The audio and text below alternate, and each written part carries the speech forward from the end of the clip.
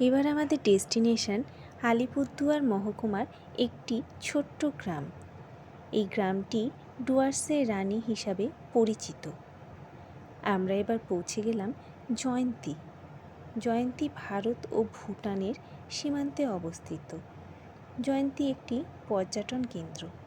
এই জায়গাটির চারিদিকে পাহাড়ে ঘেরা এবং ভীষণ মনোরম পরিবেশ দেখা যায়। আমাদের জিপটি কখনো বা সাদা নুড়ির ওপরে, আবার কখনো বা জলের ওপর থেকে চলছিল। যদিও জয়ন্তী নদীটি সারা বছরই শুকনো থাকে, তবে এখানকার সাদা নুড়ি এই স্থানটির সৌন্দর্য বৃদ্ধি করেছে। ভীষণ সুন্দর লাগছিল এই জায়গাটি দেখতে।